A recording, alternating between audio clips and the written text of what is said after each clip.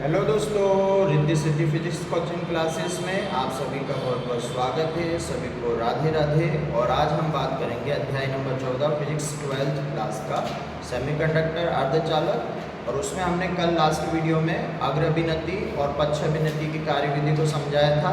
जिन विद्यार्थियों ने जाके नहीं देखा वो देख ले, और प्रॉपर तरीके से उसमें नोट्स के हिसाब से ही मैं आपको वीडियो अपलोड कर रहा हूँ। आज हम बात करेंगे अग्रभिनति और पश्चाभिनति में जो उसका अभिलाक्षणिक वक्र होता है वो अभिलाक्षणिक वक्र कैसे खींचा जाता है। तो आइए स्टार्ट करते हैं। पीएन जंक्शन डायोड का अग्रभिलाक्षणिक वक्र और पश्चाभिलाक्षणिक वक्र। तो भैया सबसे पहले हेडिंग डालिएगा अभिलाक्षणिक वक्र, ठीक है। और ये अभिलाक्षणिक वक्र कितने तरह के हो गए आपके सामने देखो। अभिलाक्षणिक वक्र दो प्रकार के हो गए। एक तो अभिलाक्षणिक वक्र होता क्या है पहले तो ये समझ लो आप, ठीक है। आपने देखा होगा कि जब पीएन संधि डायोड को इस पी क्षेत्र को हमने काई से जोड़ दिया था प्लस से, और एन क्षेत्र को काई से जोड़ दिया था माइनस से। तो पी को पॉजिटिव मिल गया, एन को क्या मिल गया नेगेटिव। तो बताइए कौन सी अभिनति में होगा? अग्र में। अग्र में जब हम जो वोल्टेज इस पर लगाएंगे उसको वी एफ से दर्शाते हैं। कहीं से दर्शाते हैं? वी एफ से। एफ का मतलब फॉरवर्ड होता है और वी का मतलब वोल्टेज। इसको अग्र वोल्टेज आप बोलते हैं। और इसमें बहने वाली धारा जो है उसको काई से दर्शाएंगे? आई एफ से। जब इसको पश्चाभिनति में जोड़ा जाता है इस प्रकार से, जब पी को हमने क्या दे दिया माइनस और इसको क्या दे दिया प्लस दे दिया, ठीक है। ये माइनस हो गया, ये प्लस हो गया।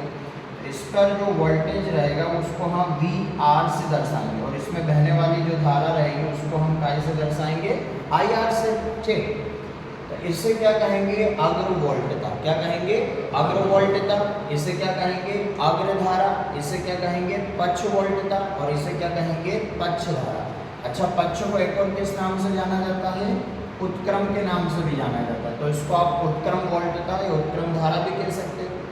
अब अभिलाक्षणिक वक्र का मतलब ये होता है कि जब पीएन जंक्शन डायोड को पीएन संधि डायोड को अग्रभिनति में रखेंगे तो जो वोल्टेज रहेगा वीएफ और जो धारा रहेगी आईएफ, इसके बीच में जो हम ग्राफ खींचेंगे इसी ग्राफ को कहते हैं, क्या कहेंगे?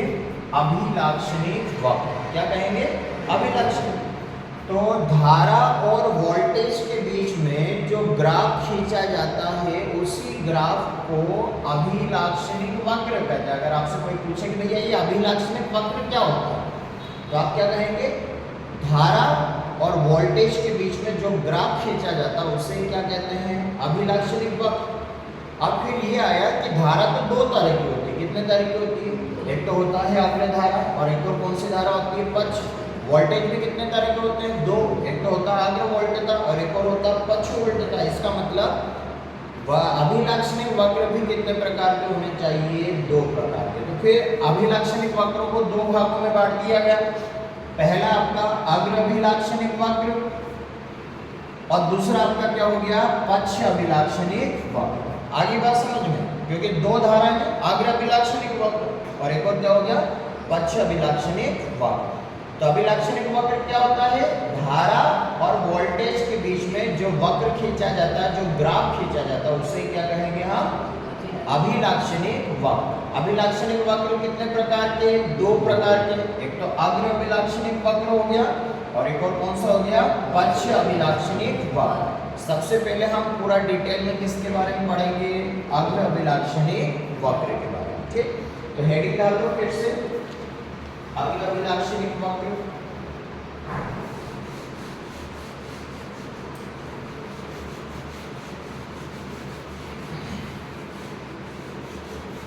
हेडिंग डालिएगा अग्र अभिलाक्षणिक वक्र।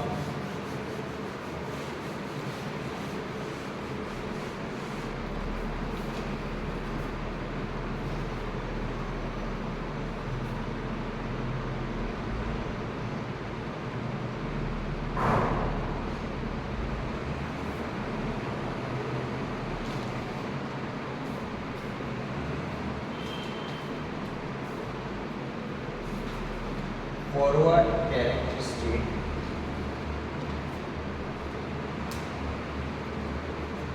कर्व।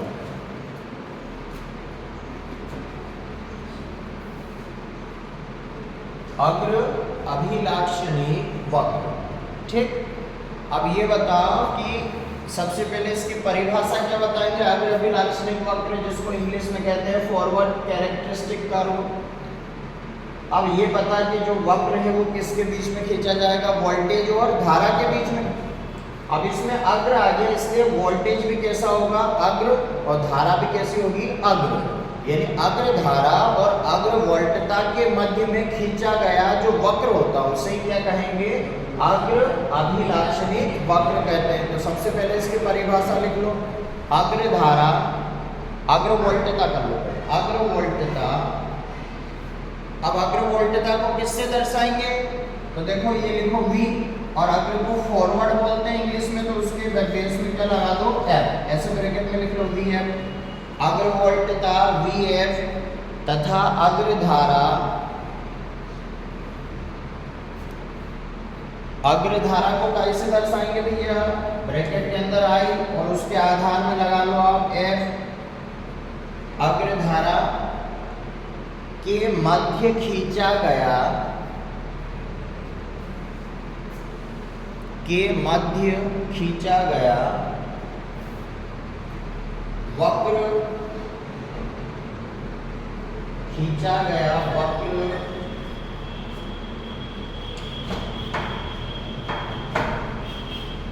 अग्र अभिलाक्षणिक वक्र कहलाता है।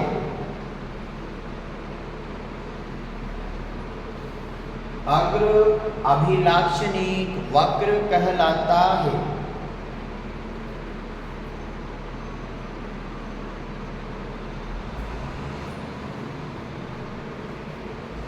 ठीक है भैया, परिभाषा क्लियर होगी। अग्र वोल्टता और अग्र धारा के मध्य में जो ग्राफ खींचेंगे, जो वक्र बनाएंगे, उसी को हम क्या कहेंगे, अग्र अभिलाक्षणिक वक्र।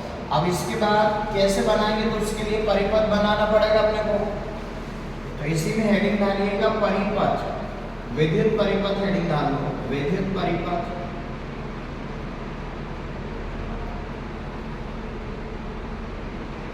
और ये विद्युत परिपथ किसके लिए बना रहे हैं हम, अग्र अभिलाक्षणिक वक्र को प्राप्त करने के लिए हमको विद्युत परिपथ बनाना पड़ेगा।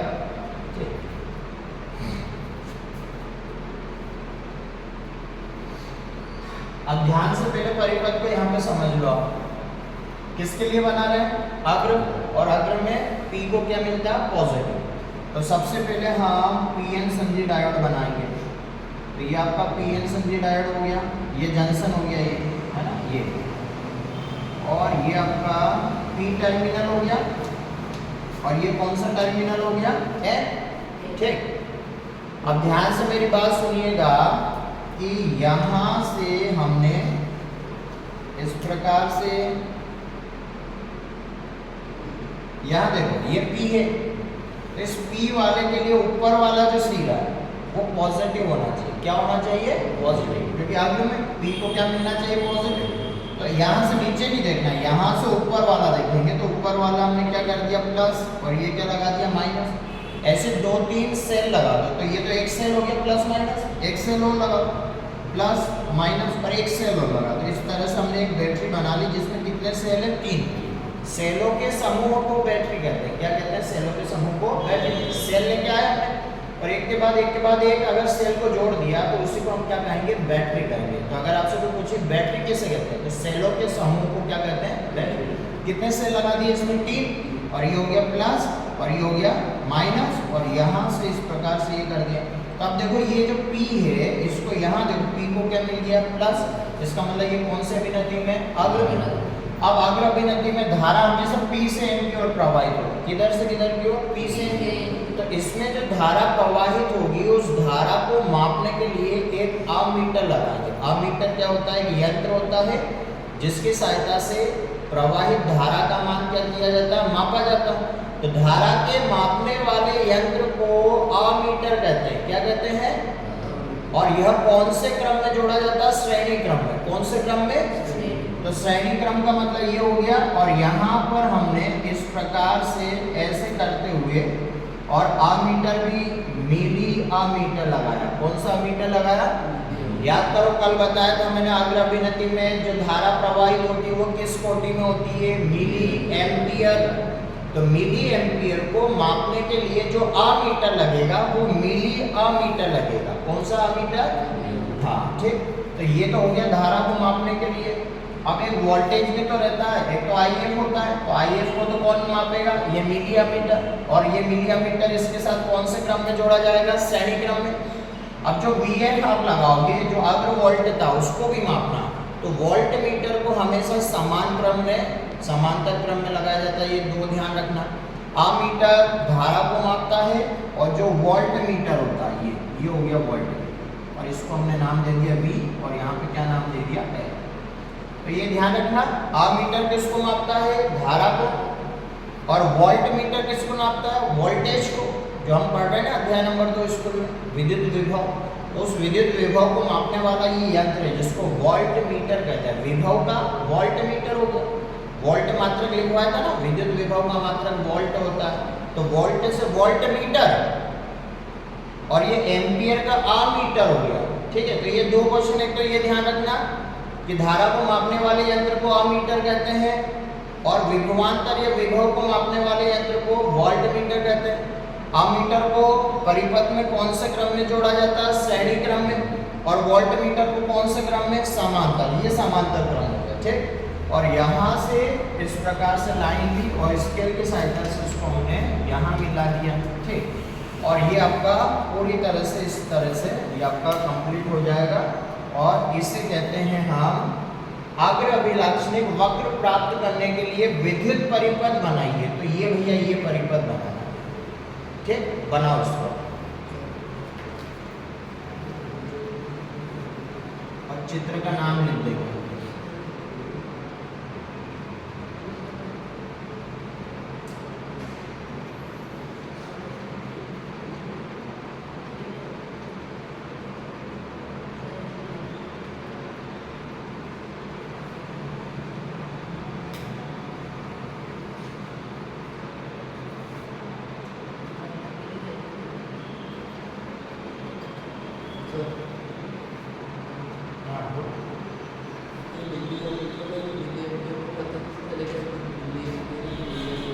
ये लिखा ना, एम लिखा, तो उसमें तो किसमें? पक्ष वाले उसमें मिली एम्पियर कैसे, मतलब मैं समझा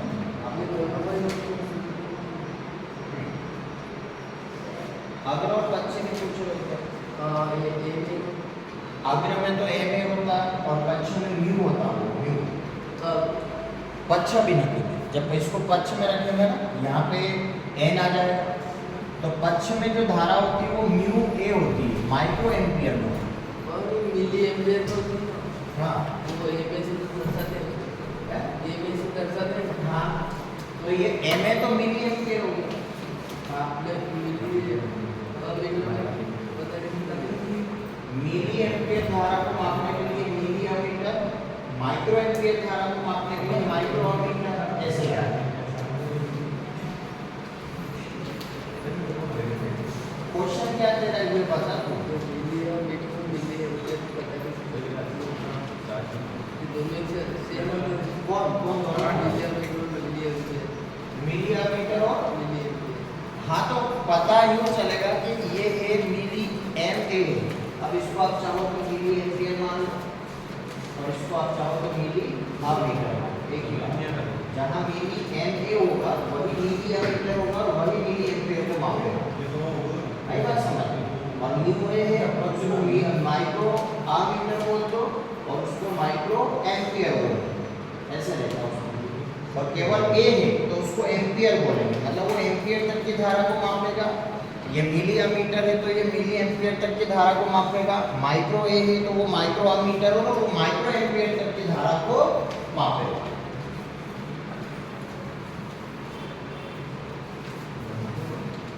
ठीक है, जल्दी से वाला वक्र बना लो। आप ही बनाओ, दो तीन लाइनें छोड़ दो।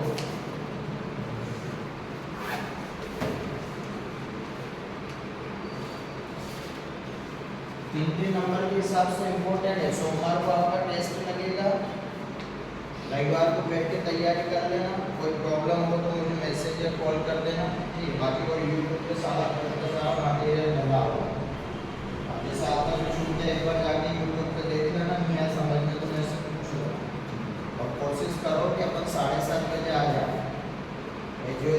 के लिए अपन आ रहे हैं, जो पैसा अपना देगा वो 7:30 से दे रहे, तो अपन 8 बजे आधे घंटे का नुकसान क्यों सहे? लेट उठते तो 15-20 मिनट पहले उठ जाओ, 4-5 महीने की बात हुई है।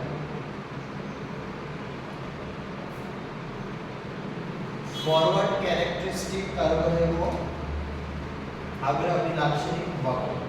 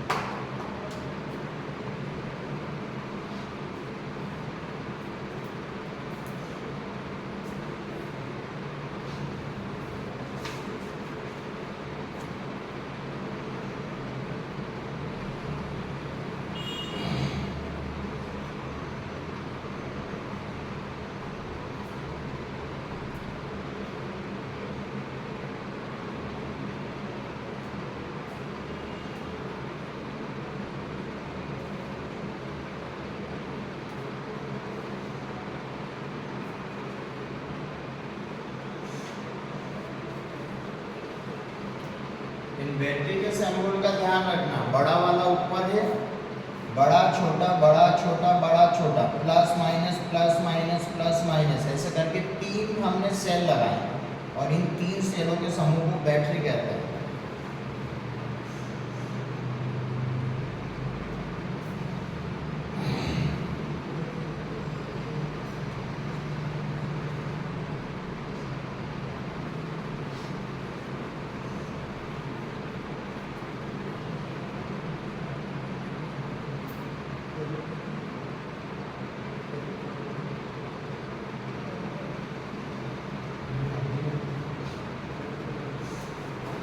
चित्र का भी एक नंबर रहता है, मान लो पूरा थ्योरी नहीं आ रहा, चित्र आता तो चित्र बनाते हैं।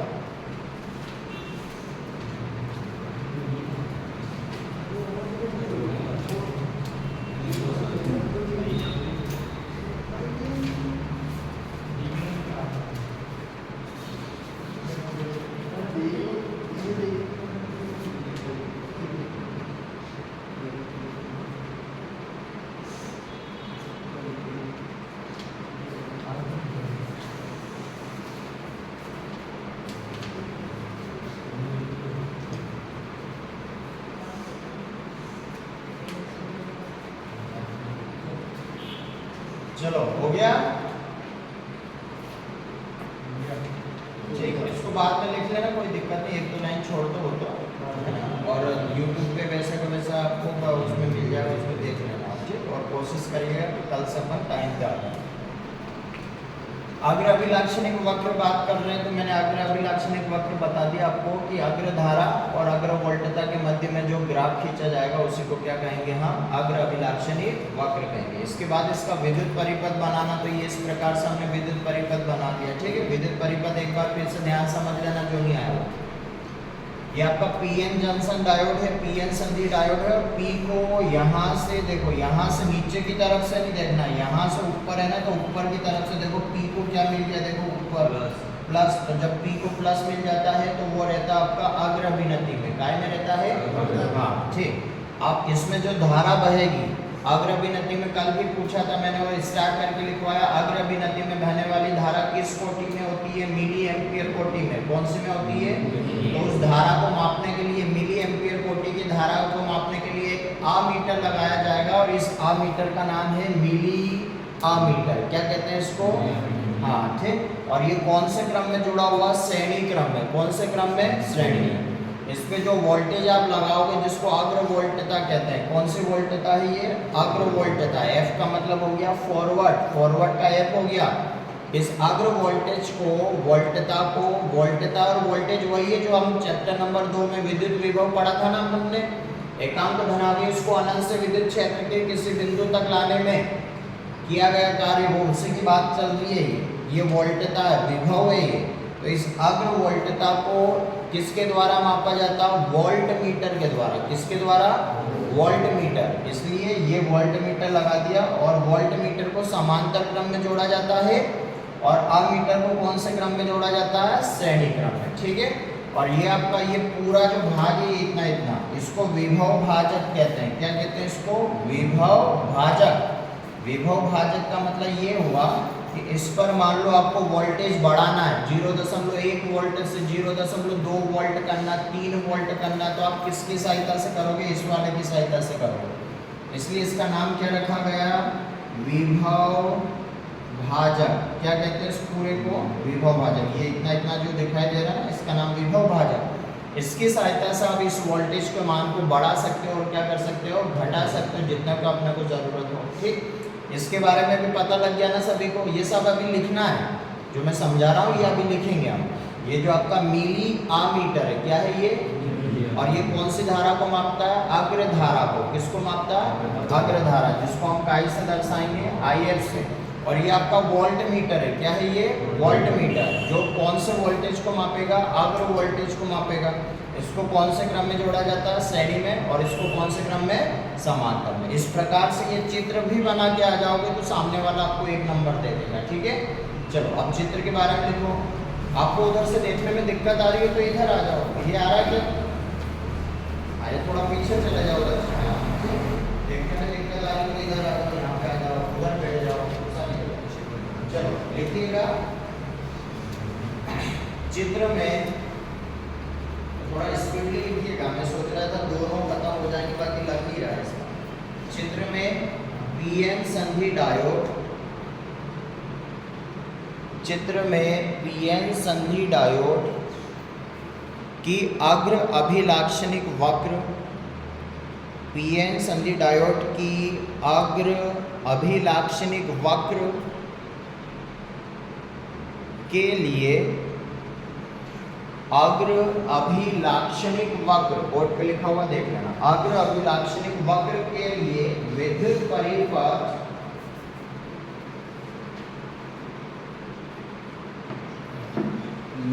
परिपथ दर्शाया गया है। विद्युत परिपथ दर्शाया गया है। ठीक, अब इसमें कौन सी चीज क्या है वो अपन लिखने जा रहे हैं, जो मैंने आपको समझाया। अग्र धारा को माप, पैराग्राफ चेंज करके लिख लो। अग्र धारा को मापने के लिए, अग्र धारा को मापने के लिए मिली अमीटर, मिली अमीटर, अब मिली लिखो या तो हिंदी में लिखो मिली अमीटर, अमीटर, या फिर ऐसे एमए करके लिखो। तो एमए का जो एम है वो स्मॉल एम होना चाहिए। कौन सा एम होना चाहिए? स्मॉल। ठीक, कैपिटल का मतलब 10 की घात 6 हो जाता है और मिली का मतलब होता है 10 की घात -3। तो अग्र धारा को मापने के लिए मिली अमीटर, कॉमा लगाते जाओ। अग्र वोल्टता को मापने के लिए अग्र वोल्टता, अग्र वोल्टता को मापने के लिए volt meter, volt meter, volt meter लगा होता है।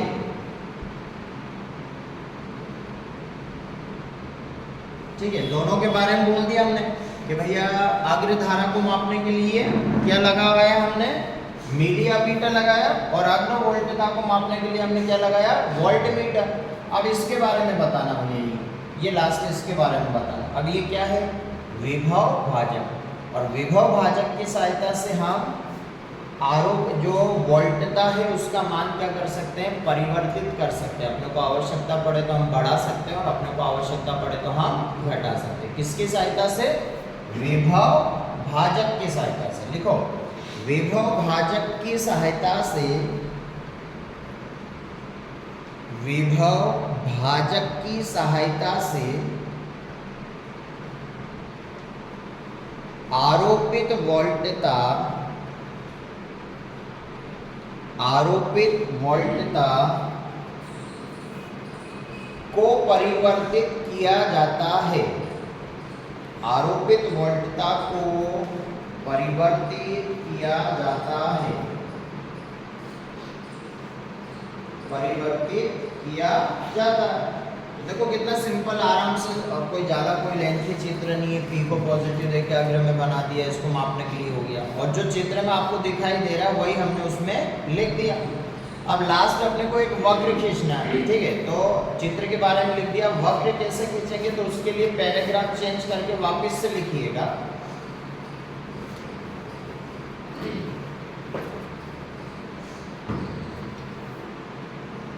अग्रवोल्टता के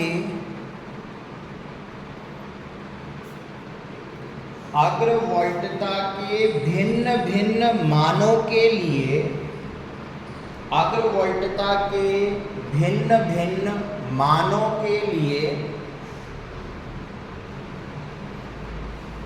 अग्रधारा का मान, अग्रधारा का मान प्राप्त किया जाता है। अग्रधारा का मान प्राप्त किया जाता है और इनके मध्य में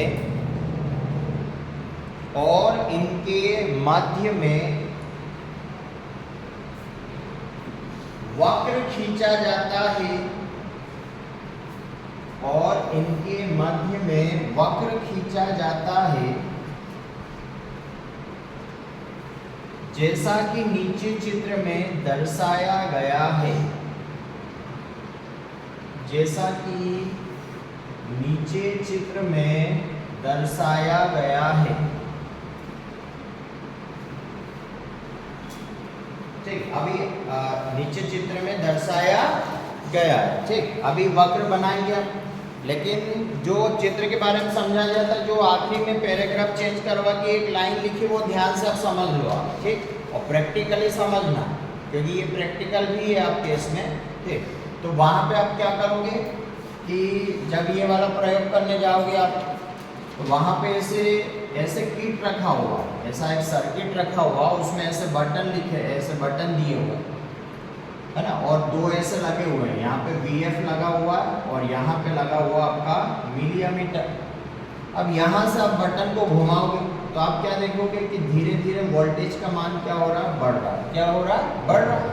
मान लो आपने पहले VF रखा कितने, 0 वोल्ट पे, तो आपने देखा कि 0 वोल्ट पे धारा का मान भी कितना, 0 मिली एम्पियर है। आपने वोल्टेज को बढ़ा दिया। अब वो बढ़ाते तो है, रेडियो में अपन ऐसे घुमाते नहीं है कि चैनल ट्यूनिंग करते हैं, ऐसे वोल्टेज को बढ़ाया आपने, तो वोल्टेज को बढ़ा के 0.1 वोल्ट कर दिया। कितना कर दिया, तो आपने क्या देखा, अभी भी धारा का मान कितना भैया, यहाँ पे, यहाँ धारा देखोगे आप, ठीक है, यहाँ तो धारा देखोगे और यहाँ किसको देखोगे, वोल्टेज को। ऐसे कांटा रहेगा, उससे पढ़ लेना आप, ठीक है। फिर आपने देखा कि 0.2 वोल्ट पर भी अभी भी धारा का मान कितना है, लगभग 0 ही है। जैसे 0.3 वोल्ट करने किया तो आपने देखा कि भैया थोड़ी सी धारा जो ये थोड़ा सा कांटा जो है वो यहाँ से यहाँ आ गया। इसका मतलब धारा क्या होने लगी, प्रवाहित होने लगी। आपने फिर वोल्टेज को बढ़ाया, 0.4 वोल्ट किया तो आपने देखा कि धारा और बढ़ गई भैया। आपने फिर देखा 0.5 वोल्ट किया तो आपने देखा धारा फिर से क्या हो गई भैया, और बढ़ गई। इस प्रकार से आपने जो आपका अग्रवोल्टता है, उस अग्रवोल्टता के भिन्न भिन्न मानों के लिए, देखो ये भिन्न भिन्न मान है, तो अग्रवोल्टता के भिन्न भिन्न मानों के लिए अग्रधारा का मान क्या कर लिया जाता, प्राप्त कर लिया जाता। यानी आपने अलग अलग वोल्टेज पे धारा का मान क्या कर लिया, लिख लिया कि भैया जब 0 वोल्ट था तब धारा कितनी थी, जब 0.3 वोल्ट था तब धारा कितनी थी। तो अग्रवोल्टता के भिन्न भिन्न मानों के लिए अग्रधारा का मान क्या कर लिया जाता है, प्राप्त कर लिया जाता है। और इनके बीच में फिर क्या खींचा जाता है, वक्र खींचा जाता है। इनके बीच में हम वक्र खींचेंगे, जैसा कि यहाँ पर चित्र में दर्शाया गया। तो अब वक्र कैसे खींचेंगे वो पहले समझ लो, उसके बाद बना लेना। ये दो एक्सिस हो गई, एक तो एक्स अक्ष हो गया और ये प्लस का वाई अक्ष हो गया। अब यहाँ पर एक अक्ष पर हमने VF रख दिया भैया, क्या रख दिया VF, मतलब ये वाला मान रखेंगे और ये मान काय में रहेगा वोल्ट में, तो यहाँ लिख दिया हमने कि भैया ये VF है ना, आगे वोल्ट था, हम काय में रखेंगे वोल्ट में। और इस वाले एक्सिस पर आपने क्या रख दिया, अग्रधारा रख दिया IF, और IF को काय में मापा जाएगा मिली एम्पियर में, काय में मिली एम्पियर। तो इस प्रकार से x अक्ष पर अग्र वोल्टता रख दी, y अक्ष पर अग्रधारा रख दी, और फिर हमने देखा कि भैया जब वोल्टेज कितना था 0 वोल्ट, तो धारा भी कितनी थी 0 थी। जब वोल्टेज कितना था 0.1 वोल्ट, तो भी धारा कितनी थी 0 थी। जब वोल्टेज कितना था 0.2 वोल्ट, जब वोल्टेज कितना था 0.3 वोल्ट, तब तक धारा का मान क्या था, 0 था। और जैसे 0.3 वोल्ट पे गए, तब से धारा फिर अब धीरे धीरे क्या होने लगी, बढ़ने लगी। तो यहाँ तक तो 0 था, यहाँ तक 0 था ये लगभग, ठीक। और यहाँ से फिर आपका जो वक्र ऐसे हो जाएगा, और ये जो वोल्टेज रहता है ये, ठीक है, इसको बोला जाता है नी विभव, क्या बोलते हैं इसको, या फिर इसको इसको हम बोल सकते हैं अवरोधी विभव। और यहाँ से फिर धारा का मान देखो क्या होने लग गया, बढ़ने लग गया। तो इस तरीके से ये आपका क्या हो जाएगा, अग्र अभिलाक्षणिक वक्र हो जाएगा। तो इसको नाम लिख के और हम लिख देंगे कौन सा वक्र है, अग्र अभिलाक्षणिक वक्र। तो अग्र वोल्टता के भिन्न भिन्न मानों के लिए अग्रधारा का मान प्राप्त किया जाता है, और इनके मध्य में क्या खींचा जाता है, ग्राफ खींचा जाता है, ग्राफ बनाया जाता है, जैसा कि चित्र में दर्शाया गया, और इसी को कहते हैं अग्र अभिलाक्षणिक वक्र। बना लो इसको, है ना। केवल उसके बाद डायरेक्ट ये बनाना, ये तो समझाने के लिए है, ये नहीं लिखना। अग्र वोल्टता के भिन्न भिन्न मानों के लिए अग्र धारा का मान प्राप्त किया जाता है, और इनके मध्य में वक्र खींचा जाता है, जैसा कि नीचे चित्र में दर्शाया गया है। तो वो वक्र इस प्रकार से प्राप्त होगा।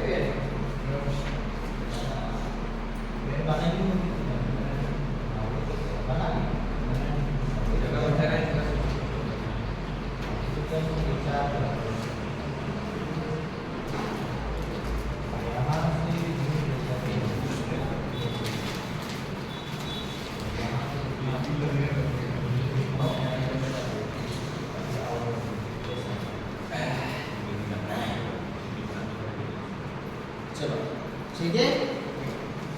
तो ये इस प्रकार से ग्राफ हो गया।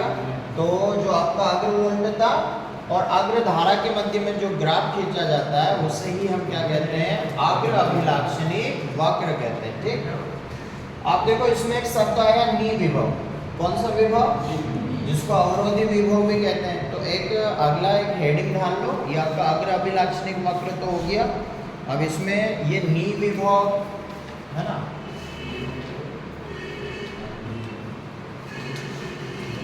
या फिर अंतक विभव,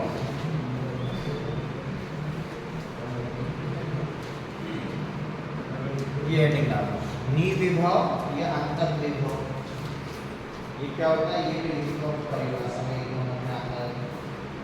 नी विभव या अंतक विभव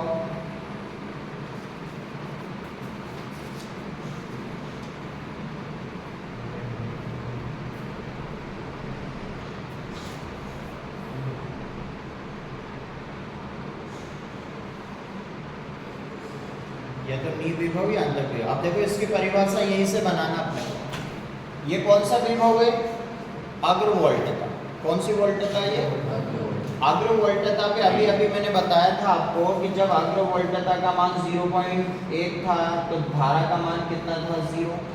0.2 था तो भी धारा का मान क्या था, 0। 0.3 वोल्ट किया तो धारा का मान थोड़ा सा क्या हो गया, प्रवाहित होने लगा।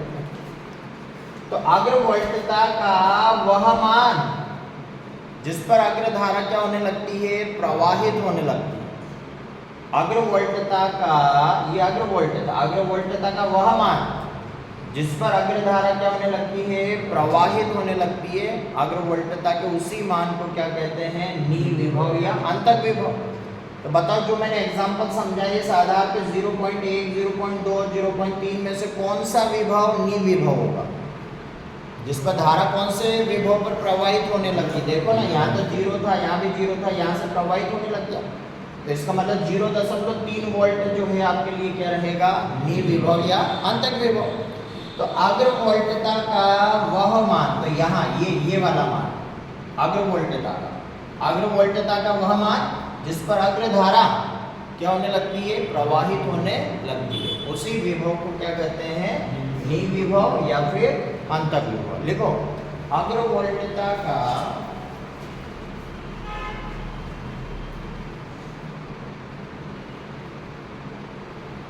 वह मान,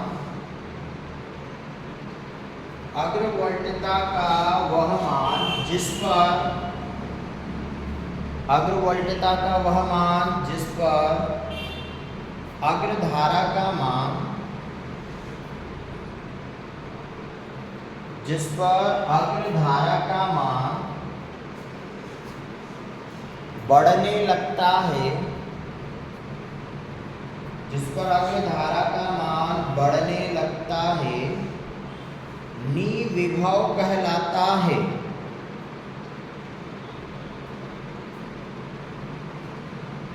अग्रवोल्टता का वह मान जिस पर अग्रधारा का मान क्या होने लगता है भैया, बढ़ने लगता है, इंक्रीज होने लगता है, ठीक है। उसी विभव का हम क्या कहेंगे, नी विभव या फिर अंतक विभव। अब ये पूछा जाता भैया सिलिकॉन के लिए नी विभव कितना होता है या अंतक विभव कितना होता है। तो ध्यान रखिएगा, सिलिकॉन के लिए जो नी विभव है वो होता है लगभग 0.6 वोल्ट माना जाता है। कितना माना जाता है, 0.6 वोल्ट। और एक जर्मेनियम, सिलिकॉन और जर्मेनियम ये आपके प्योर सेमीकंडक्टर है, शुद्ध सेमीकंडक्टर अर्धचालक है, ठीक है।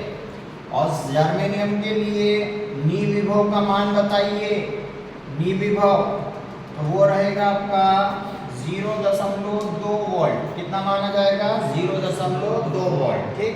तो स्टार करके लिख लो, या उसी के नीचे लिख लो सिलिकॉन के लिए नी विभव 0.6 वोल्ट। और ध्यान रखिए पूछा जाए कभी सिलिकॉन के लिए नी विभव का मान कितना है, विभव का मात्रक वोल्ट लगाएंगे। सिलिकॉन के लिए नी विभव 0.6 वोल्ट है और जर्मेनियम के लिए 0.2 वोल्ट है।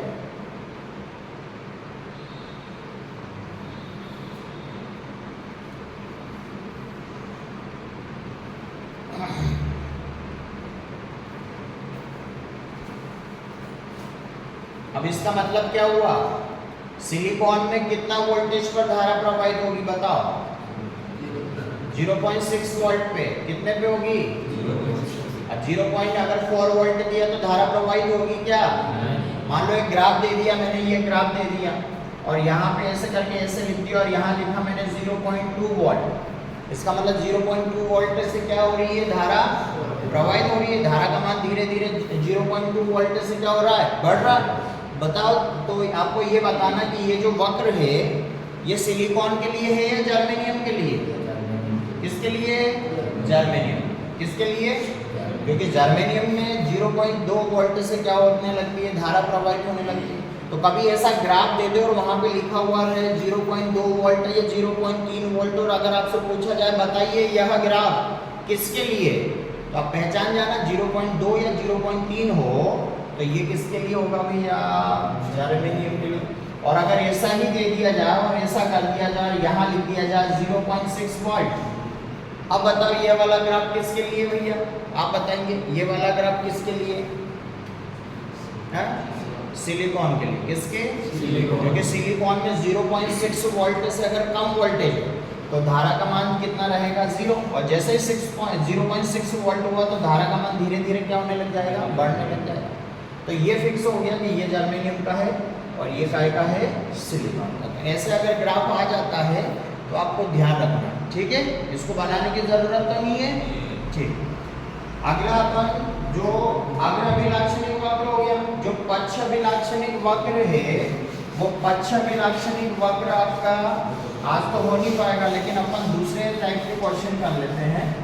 एक क्वेश्चन लिखो, सभी स्टूडेंट्स क्वेश्चन लिखिएगा, और ये बहुत ही इंपॉर्टेंट क्वेश्चन भैया नीट एग्जाम में भी पूछा जाता है और आपके बोर्ड में भी आएगा और आपके टेस्ट पेपर में भी आएगा क्वेश्चन इसका, और बहुत इजी, आपको फटाफट समझ में आ जाएगा। क्वेश्चन लिखिएगा कि दिए गए चित्र में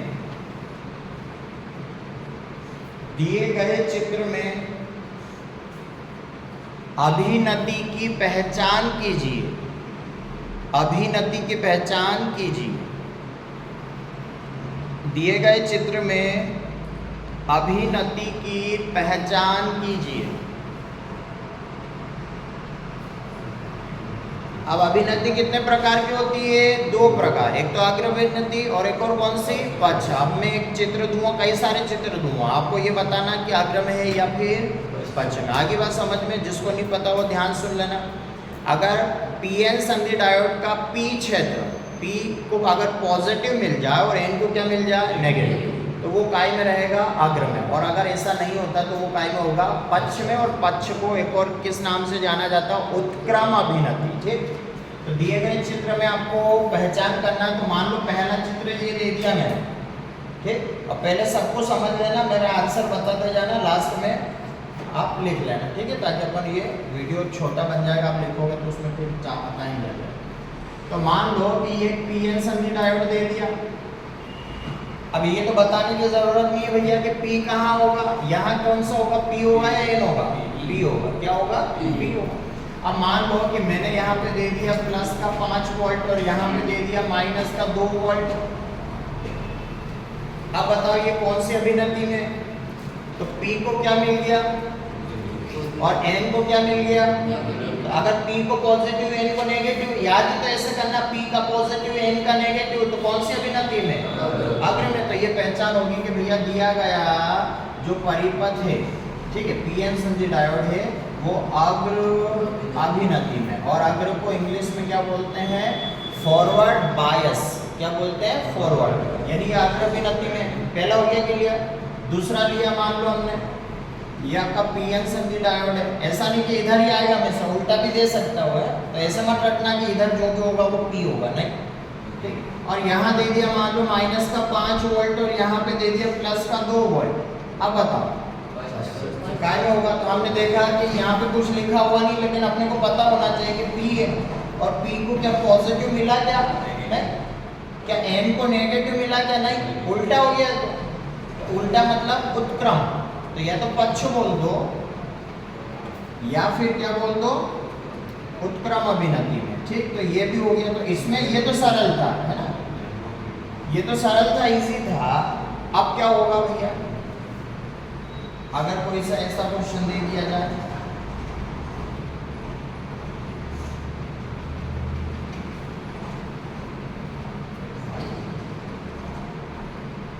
ये लो, अभी तक तो एक प्लस था, एक माइनस था, एक माइनस था, एक प्लस था, तो आपने इजीली बता दिया। अब दोनों प्लस हो गए, दोनों माइनस हो गए, अब क्या करोगे? तो अब आप मेरी बात ध्यान सुनो। पीएन संधि डायोड में जो धारा होती है वो हमेशा पी से किधर की ओर प्रवाहित होती है? एन की ओर। ठीक, पॉजिटिव से किधर की ओर? नेगेटिव। तो आपको क्या करना, जब भी दोनों, जैसे इन दोनों केस में तो आप पहचान कर लोगे, लेकिन अगर दोनों प्लस के और दोनों माइनस के, तो आपको क्या करना है कि यहाँ का जो वोल्टेज है इसको हम Vp मान लेंगे। क्या मान लेंगे? और यहाँ का जो वोल्टेज है इसको हम क्या मान लेंगे? Vn। और धारा हमेशा P से किधर की ओर जाती है? N, मतलब उच्च विभव से किधर की ओर जाती है? निम्न विभव की ओर। तो हम क्या करेंगे, इन दोनों के बीच का जो विभवांतर है वो निकालेंगे। डेल्टा V बराबर Vp माइनस Vn करना, हमेशा यही करना, Vp माइनस Vn। P का विभव में से N के विभव को क्या करना है? घटाना। अब बताओ P का विभव कितना भैया? Vp कितना है? प्लस का 5, और ये क्या करना है आपको?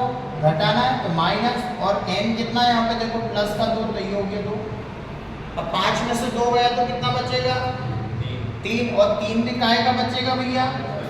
अगर प्लस का बच रहा है तो अग्र में होगा, काय में होगा?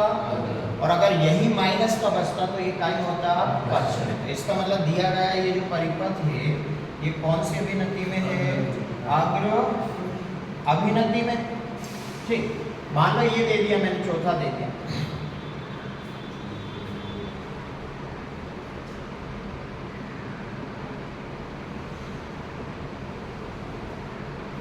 ये लो, अब ये बताना ये कौन सी अभिनति में?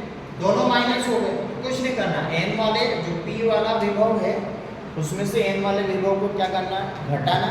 अगर घटाने पे आंसर आपका प्लस का आ रहा तो अग्र में, और आंसर अगर माइनस में आ रहा तो पक्ष में। तो इनके बीच में अपन निकाले v बराबर Vp माइनस Vn। बताओ Vp कितना है भैया?